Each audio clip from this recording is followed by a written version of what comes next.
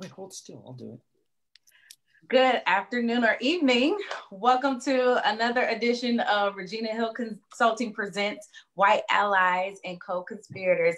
I am so happy because I have my guest panelists back for a Q&A. You all asked for this, and so I found a time where everyone was available, and they are here to answer your questions. Now, a number of you submitted questions to me through Messenger, DM, email, and I really do appreciate it. But for those of you who are watching live, if you still have questions, I will be looking at my phone. This is the first time I'll be looking at my phone during the taping, but I'll be looking at my phone to watch the chat to catch some of the questions that you may have. So feel free to submit those questions online. I am not going to read their bios because I read their bios a couple of weeks ago, but I will just introduce my guest panelists, and I'm just going to go as I see them on the screen. We have Dr. Nate Risdon. We also have Dr. Allison Ash, and my dissertation father, Dr. Alexander John. Welcome, you all. Thank you guys for coming back. Dr. Hill, thanks for having us. Pleasure. I really do appreciate it. So the last time we talked about white allies and co-conspirators. What does it mean to be an ally? What does it mean to be a co-conspirator during this time of racial unrest in our country? And I want to start with the first question that was submitted.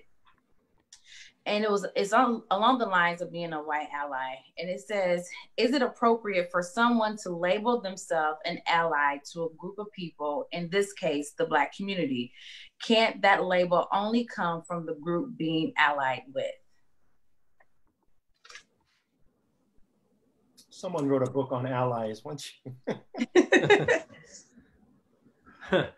I'll jump in and I'll just say that the person posing the question is right. I would say it's problematic, and I think my colleagues here could speak into it as well. But it's a bit problematic for someone to label themselves as an ally for a number of reasons, and we can't probably get into all of them. But I'll note a recent study that our research team did, where we actually interviewed CDOs in higher education or people on their staff, and to the person, they all mentioned that there were colleagues that they had who had labeled themselves as allies.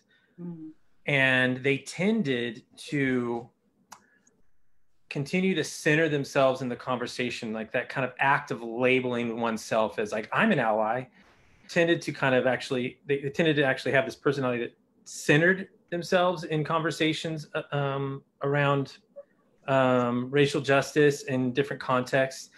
Also, interestingly enough, there was also this kind of tendency to actually undermine the work of racial justice in the context of these institutions. And I'm not saying there's a one-on-one correlation, nor am I trying to generalize, but I think we can just definitely note that it is absolutely problematic for somebody to label oneself. It's more appropriate, I think, and more authentic for you to be kind of noted as an ally by your colleagues of color, by your friends of color. And I wouldn't say even be careful about wearing that label kind of as a badge of honor or something. I would be careful about going there. Really just kind of, okay, it's nice to be acknowledged as such, but really focus on doing the work of allyship rather than kind of caring about a label. That's what I would start with. Yeah, I think I would probably add to that too. Thanks, Nate, for that. I think, when I think about that question, I think if I was hanging out with somebody like a good friend and we met someone and we were doing introductions and I said, this is Susan, I'm her best friend. Then I'm kind of choosing to explain my role in her life. Instead of Susan saying, this is my best friend. There would be a difference between me saying, I'm her best friend, or saying to someone else, this is my best friend. So I think that's kind of how it is with white allyship, that I think when a person puts a label on themselves saying, this is something that's a positive label that I'm going to give myself, but it actually is about how the other person is experiencing me. then I think that's problematic. So I probably would never call myself that, not out of a sense of kind of false humility or no, I'm not that. Or, it's more of a sense of it's really not my place to make that determination. I can say I want to support and do this work, but as far as like this is now the label that I have, I don't think that's really ever my place to give to myself. I think it's something for others who are experiencing that help to give. I'll just add, I support everything that my esteemed colleagues have shared, and I'll take it a slightly different direction. Obviously, the centering is wrong, as Nate was saying, that it's focused on the allyship as opposed to the need for allies, which is really the people in the center of the conversation, those who were victimized and oppressed and minoritized. The other challenge, I think, is once we have that in our head, so we might even know better performatively not to say, I'm going to refer to myself as an ally. But in our hearts, maybe we're still longing for some form of validation or affirmation. And the problem with that is we are always going to be disappointed if our friends of color trust and believe you to be an ally and a co-conspirator. They're going to share with you things that they haven't shared with others. And perhaps it's about what you've done or not done. Those are hard conversations. And if you're expecting a pat on the back for being a good ally, and what you're struck with is quite the opposite, what feels like the opposite, is someone having hard conversations about you. It's actually because they trust you, you'll be even more disappointed. And so I think it's not just the word itself, but it's the mindset and that disposition that really matters for us. Just do the work on ourselves, do the self-work, and also do the work that we're called to in our spaces. Yeah, Allison, I like the analogy you used as this is my best friend. I've been in situations before where people have introduced me and said, this is my best friend. And I'm thinking, we are not that close. Like, what are you talking about? So the embarrassment I felt for that person, knowing that, no, you're not living up to that expectation as being a best friend. Alex, you talked about a little bit about the pat on the back. And last time we talked, and for those who are just tuning in for the first time experiencing you all, explain what the black pat is. Yeah, the black pat or the POC pat is always looking for affirmation if you're in the dominant group, looking for affirmation from your friend of color, colleague of color, your black coworker, to hear the words, you're not like everyone else. You're woke, you're down, you seem to be an ally, you're supportive. And there's something deeply disturbing about that and very natural. I think of all the spaces I exist in where I'm the dominant position, and you long, as a man, a heterosexual cisgender man, I long to hear people in these different minoritized spaces to signify my wokeness or signify my allyship. That's the problem, that I'm going around looking for affirmation. And if that's the case, it's performative, and we're disappointed when no one points out what we should be doing. And we inappropriately celebrate what we should have been doing all along, which is defending the humanity of the other. I like how you said that, being celebrated for what you should have been doing all along. Welcome to the party. Welcome to the party. So, this case up in Northern California where a Filipino-American family is having dinner for one of the aunties, and some racist CEO of a company starts popping off saying all these things about the president's going to do certain things to you. Anyway, so they're defending themselves and they have the camera out, and staff at the restaurant who's waiting on them is caught on the video saying, defending and saying, you need to get out and all this kind of stuff. And at the end of it, it's never about the Asian family that was, mistreated. It was about this person who was a hero. Now, I'm glad that she stepped up, she stepped in, she intervened, right? Why do we celebrate that? Maybe it's because we don't expect it anymore. But what was missing in that is, what about the family that defended themselves? Right. Nobody paid for their dinner. I saw you posted about that, and I think someone created a GoFundMe account for the staff and not the family. Yes, yeah. It just says a lot about the mindset, I think, of where our focus is, that we want to be the hero in that situation. Rarely do we identify as the victim. And because the family was Asian, perhaps in my case, I looked at it, and of course, all I saw was the victim. I didn't see the person stepping in and intervening.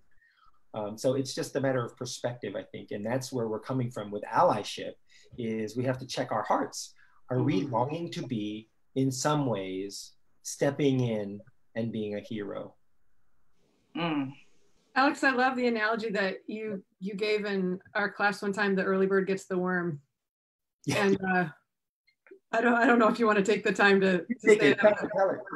No, you can tell it.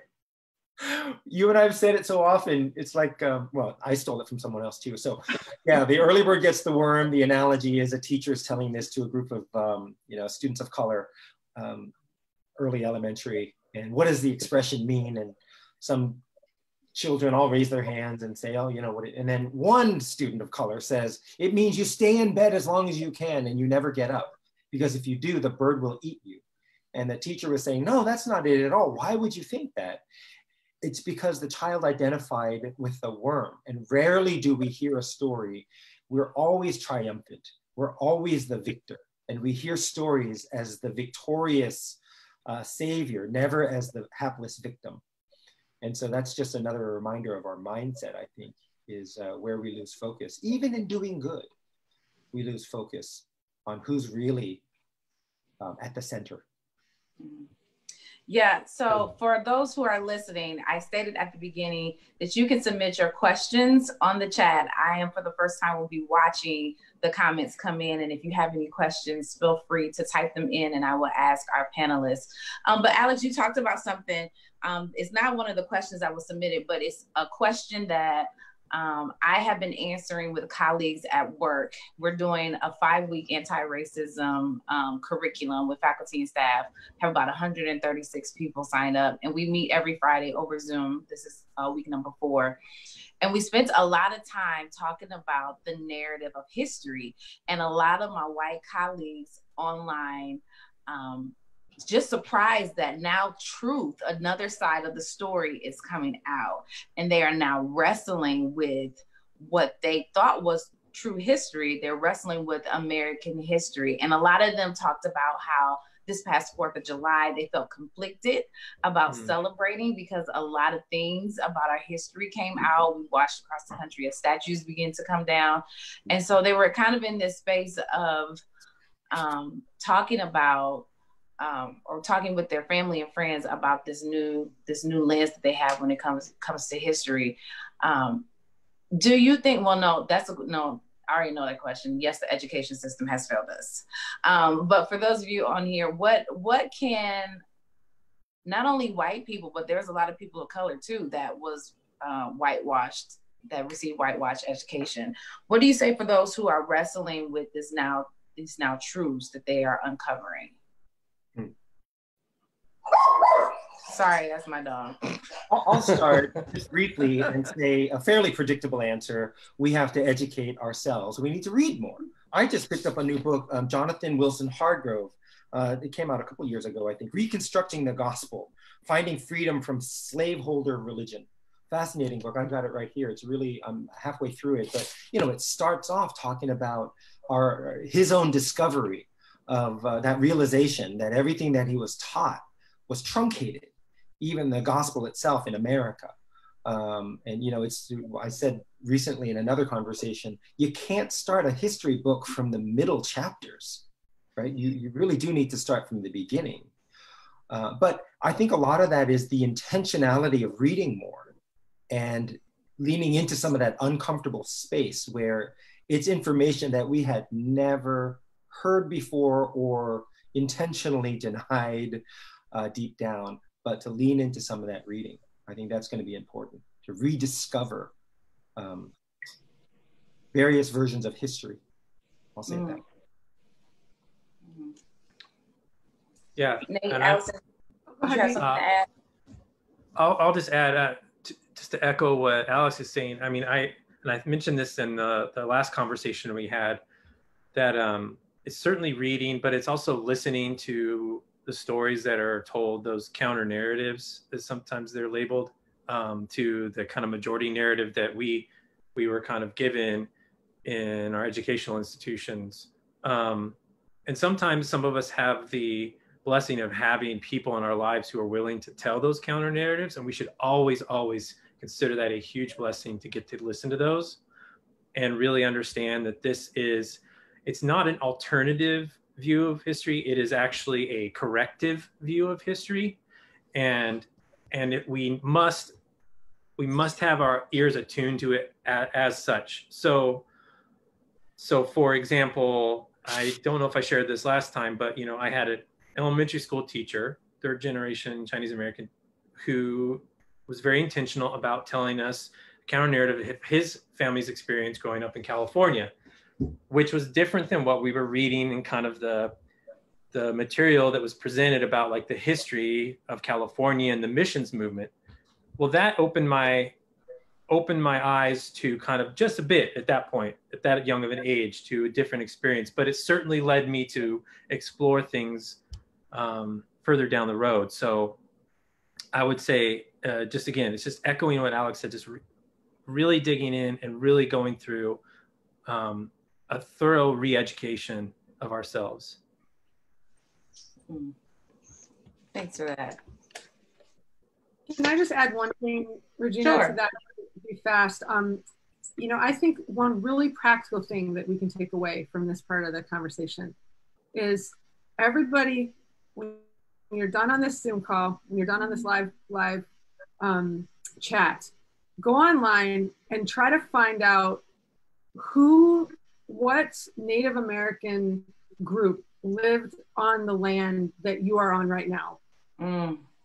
Find out who was there in the school that you're in your house. And I think sometimes, I know I can just speak for myself and in the white community, we can have this mindset of, I'm gonna work hard, I'm gonna earn what I have, and we see like today and forward. It's like, I'm gonna work today, and what am I gonna get tomorrow? And it's harder to look back and to say, what was here before me? And to understand the history of the ground we're standing on. There's a lot we could say about that, why that's important, how to do that. But I'm just gonna kind of throw that out there and really encourage people to do that when we hang up. Yeah. Just Google and see if you can find it. Yeah. That's really good. The next question that came in is, what's wrong with saying all lives matter?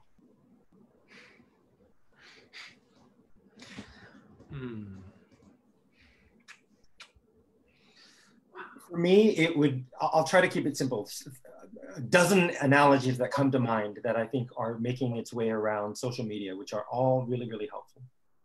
At its core, it's a question of empathy. Where Black Lives Matter, the expression, the concept emerged was because of Black death. Anything that's contrary to that statement about the death of Black human beings fails to empathize with the people who are saying it. So a million examples we can come up with of how other examples, but at its core for me is a failure to empathize with what people are saying. Is we're talking about the death of Black men and women, boys and girls. I think also the statement Black Lives Matter is a collective correction, a collective historical correction to what has been missing in the narrative of our country.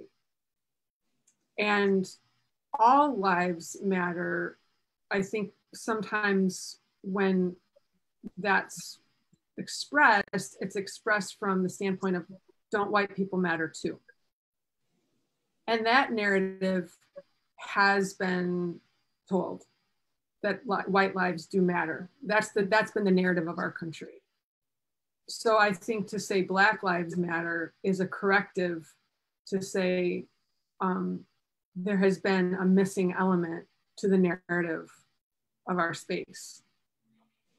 That's the first time I've thought that and articulated it that way. So I'm open to other opinions or thoughts if you disagree or agree, but that's kind of what comes to mind. Mm-hmm. Yeah, maybe I'll say this, and it might sound a little harsh, but I think when I've heard that phrase "all lives matter" said, it tends to be very intentional in deep diminishing or undermining the core message of Black Lives Matter, which is, as Alex said so wonderfully earlier, is about kind of pointing out, shining a light on the historical violence and oppression of Blacks in the United States. It always tends to be coming from that perspective in terms of people I've seen using it. And so I think, again, going back to Alex's point of empathy, it really shows a very much a lack of empathy. I mean, when you can say something like, which was said to the press a few days ago, maybe even yesterday, white people get killed too by the police. I mean, what that was diminishing the question that was asked, which was pointing to the disproportionate violence and deaths of Blacks at the hands of police historically, and not just the police, but kind of white supremacy, as a result of white supremacy. And so I think it just shows this lack of empathy and lack of willingness, and maybe even more importantly, an intentionality of undermining that message. So, yeah. Those are good answers. Thank you. So the next question came in from someone, and he said, I've struggled with the term white privilege because I didn't grow up with a silver spoon. I had to work hard to get to where I am today. Why should I accept that I benefit from being white when I had to work hard? Yeah, I have some thoughts about this one. I think, and I say that with compassion, because I've heard, a lot of my white brothers and sisters like truly struggle with this, I have worked hard. So I think of this analogy, and again, this is one I've written about, but I've never actually had a conversation about it. So hopefully it comes out well, but it's like, if you think of, I like to tell stories and give analogies. So let's say there are two people who are roommates in college and two white men, and we'll call them John and Joe. And John gets up and goes to class every day, works hard, and gets good grades, gets an internship. His father has some connections that gets him an internship, a really great one over the summer, then he gets a great job out of college. Joe didn't go to class, decided to kind of not really work very hard. He had a connection and an internship, but he didn't go. So John would look at his life and Joe's and say, I worked hard and I got what I got. And my roommate Joe didn't work hard, and therefore he didn't get what I got in life because I worked hard. So I think that can be the thought of like, no, I actually got up, I went to class, I do things that I'm working hard and doing well. But I think the problem with that is that when we look at it from the perspective of race, that there is a privilege that comes with that, what that hard work has meant. That hard work can equal, and almost always does equal, success because of the connections and the privileges that are behind that. So then, you might have an example of, let's say John has a roommate, African-American male, who gets up for class, does everything just like John did, doesn't have the connection to the internship, is working at trying to get that, doesn't have the same things that John has. And then John might look at his life and say, well, I worked hard and he didn't. But I think it's not that easy. And I think it's that white people can work hard and that can equate to success. But from a racial perspective, that's not true across the board. And that can be a hard concept and understanding for people, I think, to really grapple with. Can I add to illustrate your point with the story of from my family? Do we have time, Regina, to do that? Mm-hmm. So I'll just say I empathize with this person asking the question, because I'll be honest, I had that same mindset for a long time.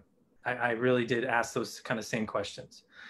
And then actually it was during your class, Alex, I started actually digging in to a little bit of my family history. Now, on my mom's side, my grandfather, my mom's father, and his wife, when my mom was a child, moved from the Dust Bowl area. They did a total Grapes of Wrath, where they moved out to California and they moved to Salinas. And the only job that my grandfather could get at the time was picking fruit. Okay. So here they were in Salinas picking fruit. But by the time, I was born, my grandfather had a successful plumbing business. So I was trying to figure out what was the path that got him from like kind of destitution to being relatively successful independent business owner. And what I've discovered in kind of doing some digging into kind of the experiences of whites, particularly in Salinas Valley, were that there were white only camps for the farm workers. So what was happening at these white only camps, and this illustrates what Allison's talking about, is that there were opportunities, there were connections that were facilitated there that were not facilitated at camps for people of color, they were segregated, Asian American camps, black camps, Latinx camps. They were all kind of separated, right? But there were opportunities that were afforded to the whites in the whites only camp. That was their foot in the door. That was their somebody pulling them up by the bootstraps, if that isn't even the right analogy, right? It wasn't that they worked harder or something like that. There were just opportunities that were presented to my family in particular, and the dozens and hundreds of perhaps families that came through that camp that really gave them a kind of a nudge up that the others just didn't get. So again, while I empathize with the question, I think it does require us to do a little digging into kind of the history of our own families and see where did we get a break that others didn't get because we were white. I appreciate the question too. It's very serious. Two thoughts on top of everything else that's been said. Two thoughts. One is, in the question, it almost sounds like your hard work meant that others weren't working very hard. And that's a dangerous presumption, right? To say that because I've worked hard, others who've made it for any other reason other than hard work. So that's part of the challenge, I think, innate in the question. The other part is no one is denying if you're working class, grew up poor, low income. I think we have to acknowledge that was difficult. And there are challenges to that. One of the challenges you won't have is the color of your skin. Mm. So that's the privilege in terms of color. That's one less challenge you may have because of the color of your skin. But low income and undereducated and all these other factors, and there are many, if you think about challenges, this is just one less challenge. It's not saying that you have no challenges. And I think that's very important for us to acknowledge, right? Where in America, the biggest challenge right now is poor working class white who hear these stories are gonna say, it's just, what am I supposed to do? Especially if you're working class poor. And it's not saying you don't have problems, you don't have challenges. The color of your skin is just not one of them. Mm. Yeah. So to those of you that are listening online, I'm going to say it again. Please submit your questions on the chat. I am watching the chat for those questions to ask our panelists, as well as having them answer questions that were submitted via email or DM. So the next question is the term Karen a derogatory word and on the same level as the N-word?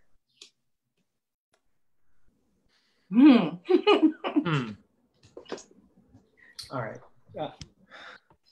The three of us are playing a little game that if I start citing my own work, everyone takes it. Cite your own work. Yes, the newest book that just came. Chris Collins and I were talking about this in White Evolution, and the challenge of terms like Karen, or before that it was Becky, or other derogatory terms. The term we call it is white transgressions, right? It's microaggressions for white people. Is it a problem? Yes. Should you be using terms to refer to other people in these negative ways? No. We want to be kind to one another in our words, absolutely. Here's the difference though. You can't call them equal unless we've gathered up systemically all the white women in the world, brought them out of their homes, enslaved them, put them to work for 400 years, and then gave them a derogatory term. So the N-word is significantly different because of the power that is associated with it and how it was used and weaponized and intentionally demeaning for people who did not have power. I think that's part of the challenge with equality of words.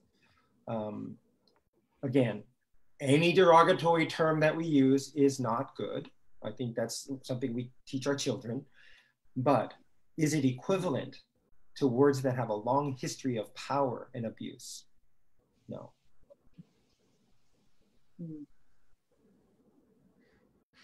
I once heard a friend who I was talking to say, he was talking about racism. It was a white man, and he said, you know, I know that's hard. You know, I can imagine that's hard, but you know, I get teased for being bald sometimes, and that's hard too.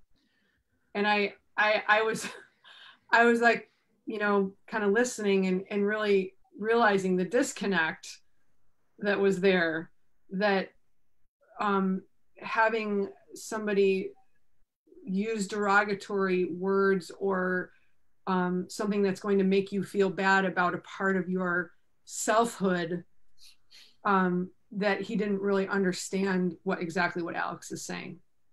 And I think that there can be misunderstanding about derogatory terms and the power and the history that's behind them. And I think it's when we have, and Alex said it well, I don't really need to say anymore, but when there's the history of power and oppression behind a word, that makes it very different.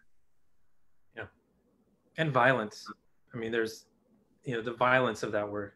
Whereas yes, Karen, or is it Kin? What's the male? Karen. I can't remember. Those terms are derogatory and they're hurtful, but it doesn't have the weight or that violence behind it, the historical violence. So they're not, you can't equate the two, though they are both hurtful at a surface level.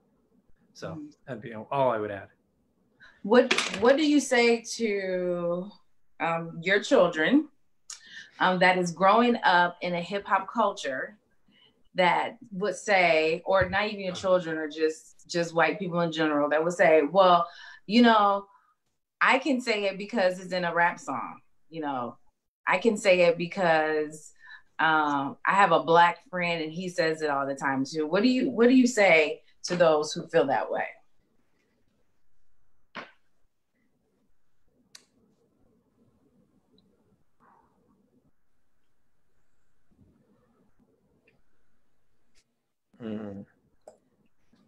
I'll start. It is never okay for you to use that word. It is never okay. Not in a song, not in a context like that. It's inappropriate for you to use the word. I have this Chris Rock monologue that's stuck in my head that he had done once. But anyway, it's layered, obviously.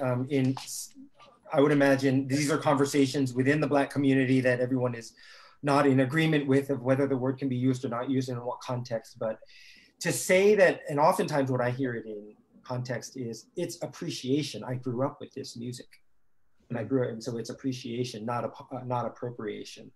But I think it's so subtle, and maybe deep down there's something about wanting to find a reason, any reason at all, any loophole at all, to use the word.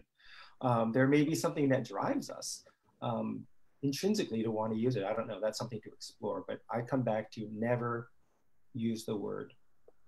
Yeah, and I would defer to like people who I think are more, can articulate these ideas better, more well-versed. So there's two authors in particular I think I would refer people to. Dr. Dan White Hodge, who has an earlier book called Hip Hop Theology. I think he addresses this issue in the book several times. And then there's, he has a newer book, which forgive me, I'm not remembering the title, but then there's also another book, an older book by an author by the name of Bakari Kidwana called Why White Kids Love Hip Hop. again, kind of addressing the kind of that elephant in the room of like, you know, why should we not use that? But absolutely, I would just tell my kids, no, you're never to say that word. That's just not part of our vocabulary. And I would just add to that, you know, of course, too, would just say that even in like quoting a poem, if you're a professor in a class and you're reading a poem from somebody, you're reading a piece of literature that you just want to read it. You could say, it's not my word, I'm just reading this phrase. You could say, you know, this friend said this to me and they used that word, an African-American friend, they used that word and this person said, wait, what did they say? And you're repeating what they said. It should never be spoken in any way ever.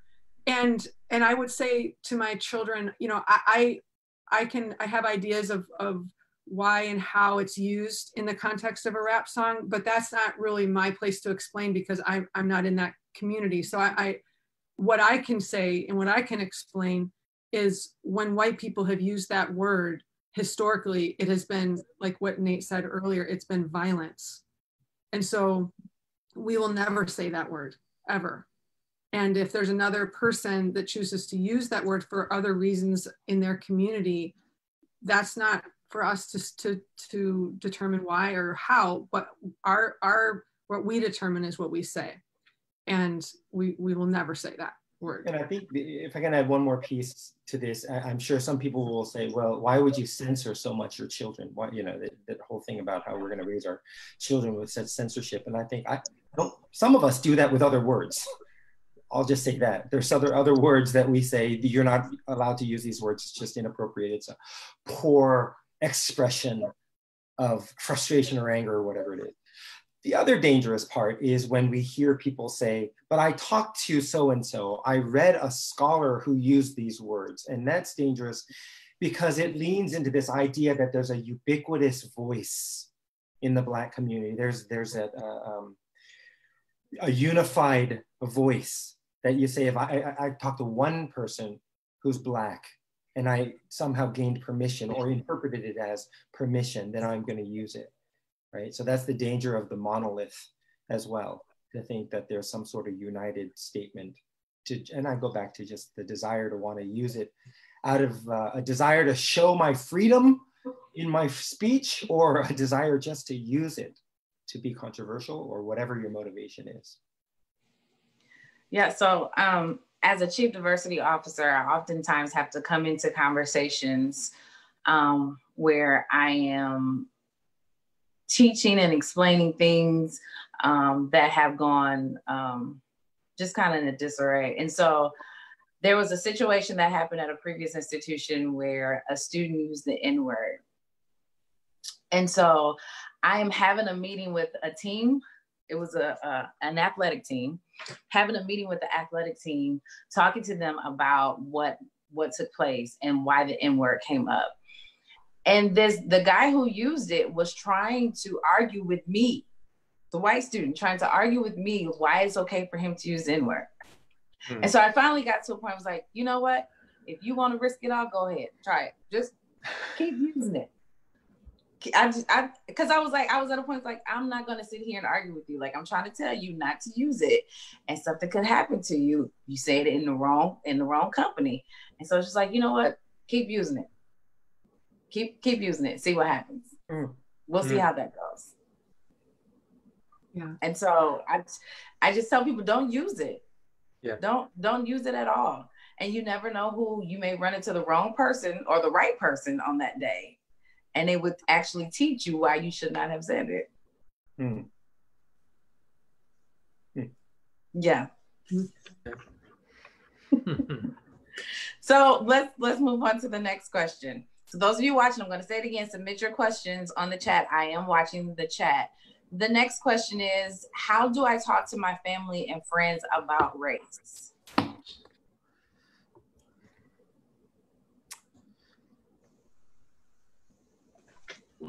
Yeah, we could probably talk the whole rest of the time on this one. I have had some students recently. I teach some of these subjects and courses, and I've had students recently email me and say, you know, with everything that's going on in the world, I really want to talk to my family. I just learned all this stuff in class, and you know, what do I say? And this is from a white woman. And you know, some just practical advice that I've given before, and I'm interested also to hear from my other colleagues. But I just talk about your own story, talk about what's going on in your life, in your heart. Say, this is what I'm learning. This is what I'm feeling. I'm feeling conflicted. I'm discovering this about myself. I've heard the story from this other person, and now I see this in a different way. And I think when we talk about ourselves, our feelings, our own story, it's kind of hard for somebody to argue with that. They might not agree with the premises that you're making based on your story. But if you say, I'm feeling this way, it's pretty hard for somebody to say, no, you're not feeling that way. Or that, you know, you didn't have that experience, or no, you didn't learn that. So I could say a lot more. I'll stop there and just say, I think that's a real practical thing we can do, is to keep it about our experience, others' experiences, and our feelings. And I think underlying what you're saying too there, Allison, what I can hear is it's rooted in humility. Like there's a humility in that I think we have to have in talking about this. And again, not like that idea you said earlier of a false humility, but really a kind of an authentic, like, I don't have this all figured out, but here's kind of some things I've been wrestling with. And I've actually dived into this pretty deeply. So, you know, like for us, we spent a lot of time digging into kind of what does it mean to be critically conscious about race.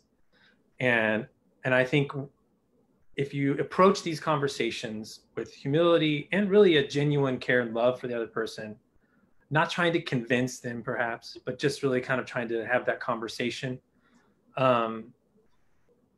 then it has to be also rooted in kind of those like tenets of critical consciousness that we kind of know and we can rely on and go back to, like say, look, this is why I'm wrestling this. This is what's caused me. Listen to this story, my story, or our story, or the story that I read the other day that kind of roots it in reality that makes the conversation, I think, a little bit easier to have. But the truth of the matter, I think we could all say, is I've experienced it with friends, maybe some family, where it's strained the relationship, maybe temporarily. Sometimes it feels like it's permanently.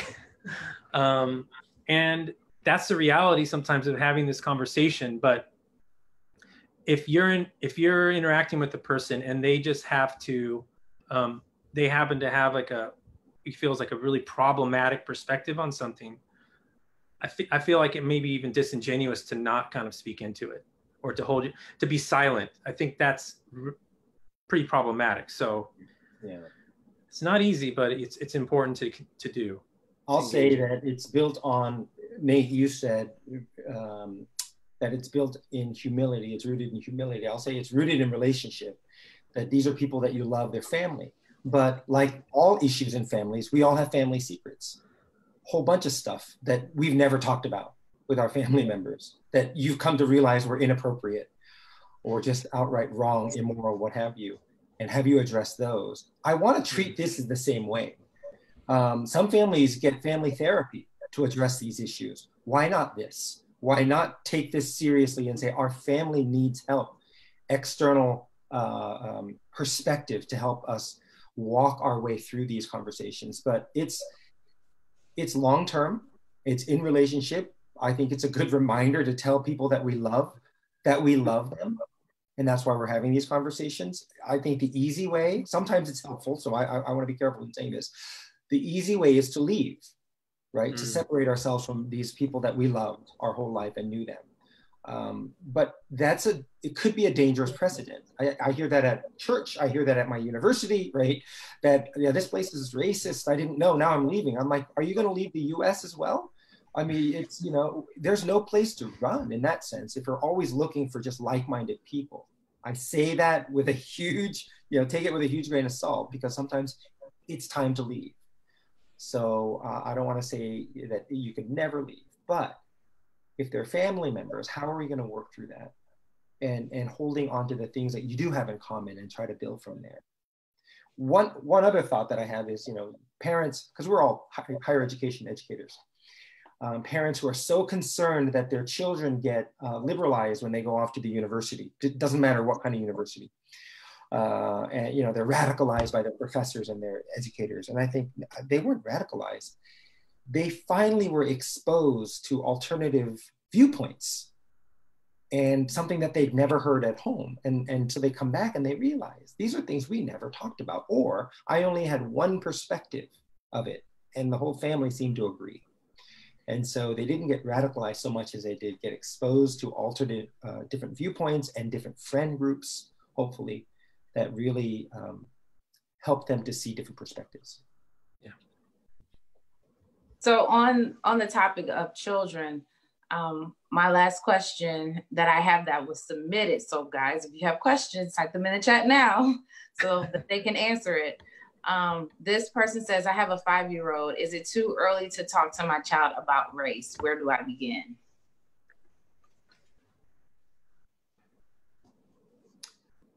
I don't think there's a good cookie cutter approach to it, but I would say it's not too early. It's absolutely not too early because, you know, let's start with the 5-year-old. And they're about to begin kindergarten. They've been in preschool or they've been in kindergarten. They're hearing narratives that can tend to perpetuate racist ideas.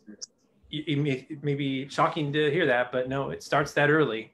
And it's not even just at school. It could be even things they watch on television or social media, or not social media, but even online, just things, maybe it's really subtle at this age, but it's present.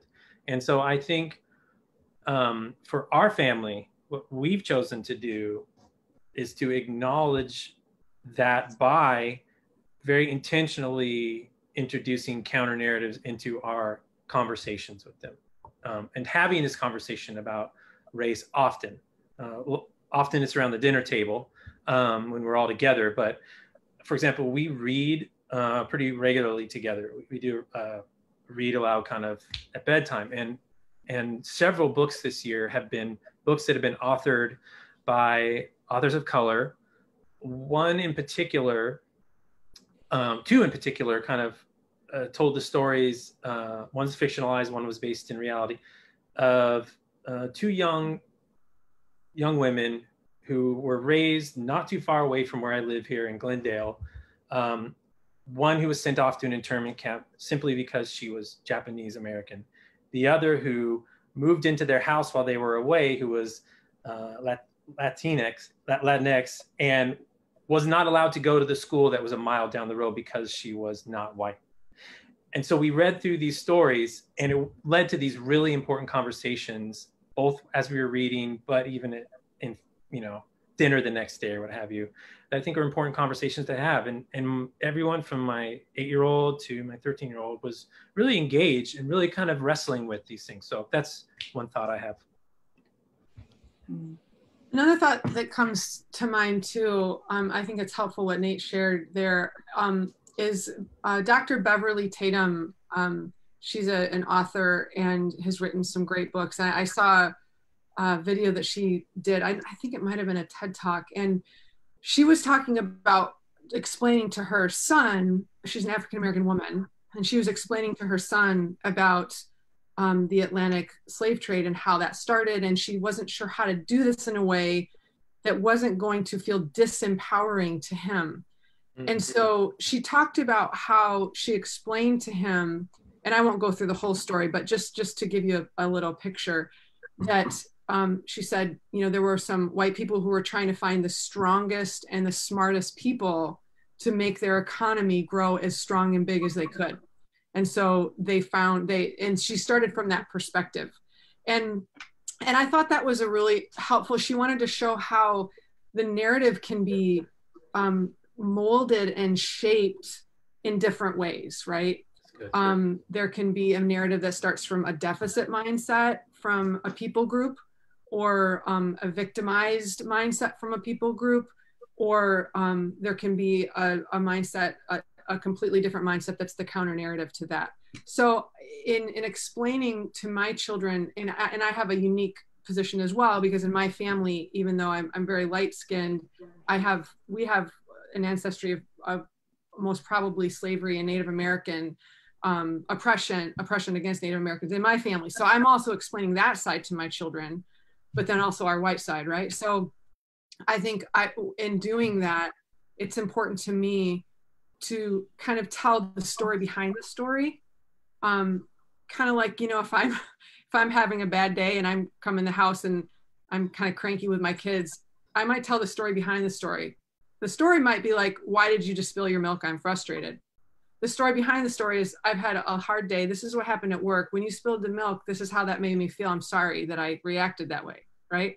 So I think, can we tell the story behind the story of what was happening among white people to oppress a people group? Why did, like Beverly Tatum says, why did this people group choose this certain people group to grow the economy in the way we did? So the narrative is important. It's not just more like, I'm going to tell my child about race. Well, what are you going to tell them about race? And that is as important as talking about race in and of itself, I think. Good. I'll just add one other thought is, it's not just talking at an early age. It's the combination of experiential as well as the follow-up conversation. So if it's in a vacuum for children, regardless of what ethnicity or race you are, they may be harder to grasp. But if they had play dates with other friends, and then you're talking about it at 3, 4, 5 years old, you're already having play dates, and it's opportunities, and it's all, you know, to scale, right? You're not going to talk about systemic injustice necessarily with a 5-year-old. You'll talk about differences, and you know, how differences can be beautiful and appreciated. You know, that's sort of the elementary level, early stages of even appreciation. But it can't happen in a vacuum. It cannot simply be a conversation with a 5-year-old. It needs to be in relationship to things that parents have done intentionally, play dates and things like that. So hopefully that's natural, right? We're not going out looking for some random children who don't look like mine and throw them together. That hopefully it's coming as a natural outpouring of the communities that we're in. If that's not possible, it's not the child we're worried about, it's the parents that we need to think differently before it's too late. I would say for me, the hardest thing has been trying to explain to my daughter race and like the history of this country. And I actually started to have these conversations with her at 5 years old. And it happened because she was at school. We talk about her school day every day. She was in preschool, and I asked her, you know, how was school? And she said, well, a girl on the playground told her all Black people were ugly. And so I'm thinking, oh my gosh, like, here we go. We have to have this conversation. So I started to ask her a series of questions to see if she attached meaning to that statement. So I asked her, you know, what did you say? She said, I told her that was mean. And I said, okay. I said, do you know any Black people? And she said, no. And I was like, oh boy, we got a problem.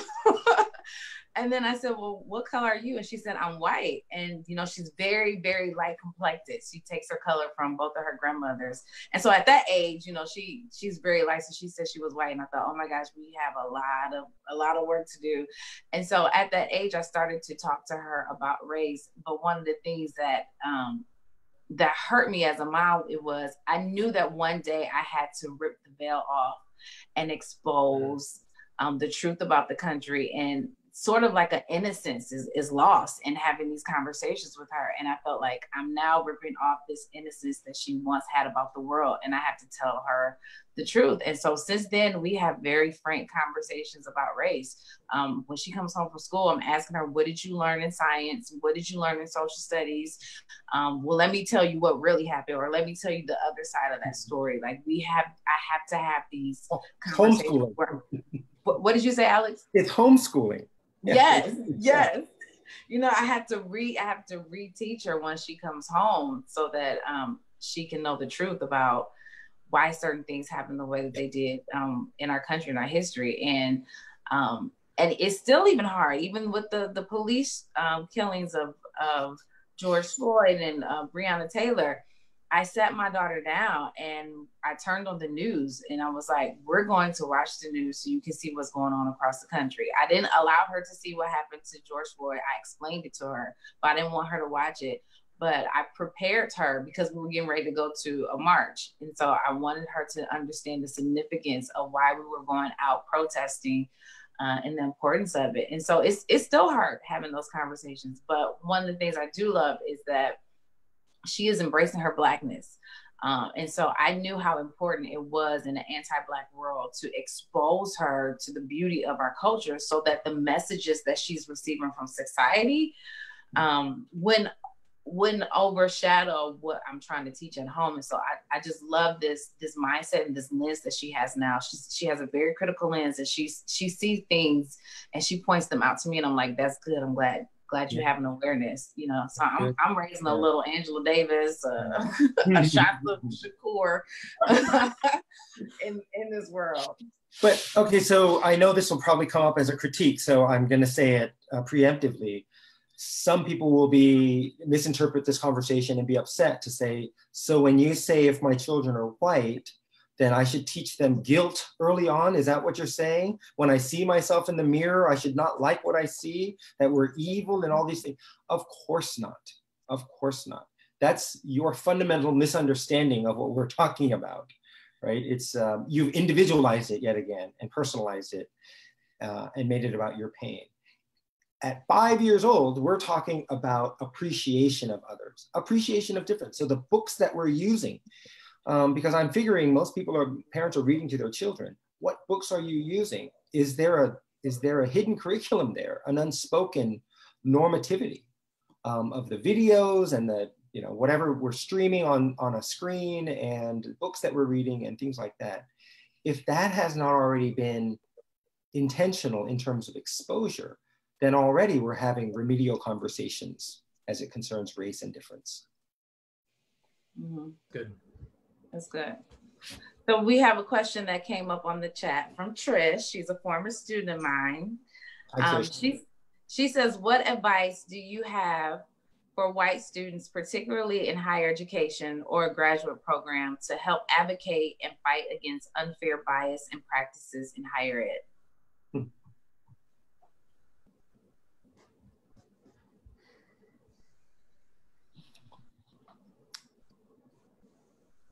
Couple thoughts initially is be active, be involved in leadership if you're a student, where you do have a voice and you have the opportunity to speak into policy with administrators. And if that's not there, that those positions are already taken, the advocacy and voice. And if you're a white student, there's some privilege that may come that you can speak up.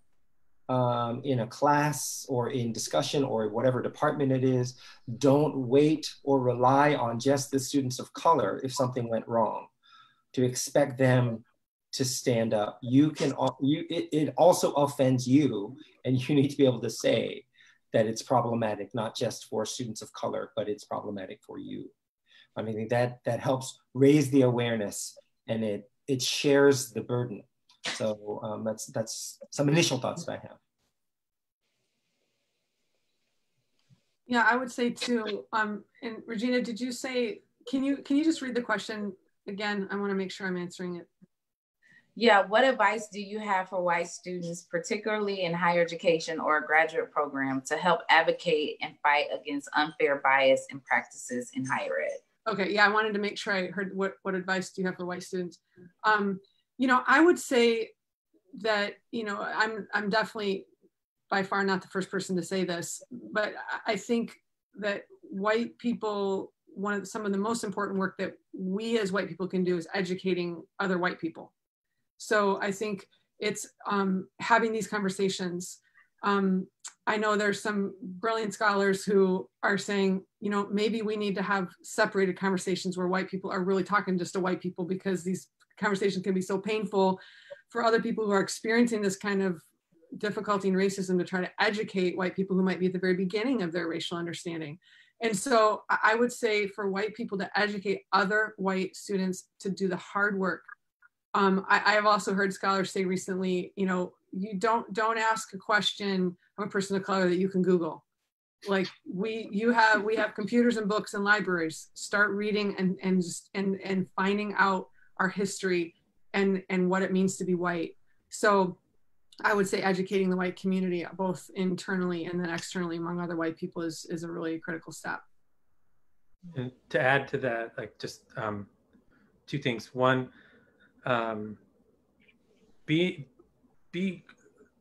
collect a group of people who are going to keep you accountable.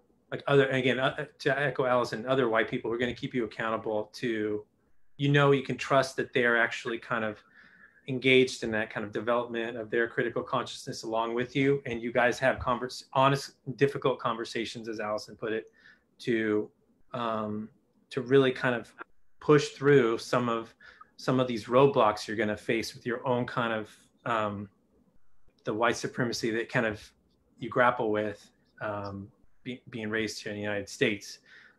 So yeah, kind of just an accountability to one another to push through those difficult things. And then second, I would say,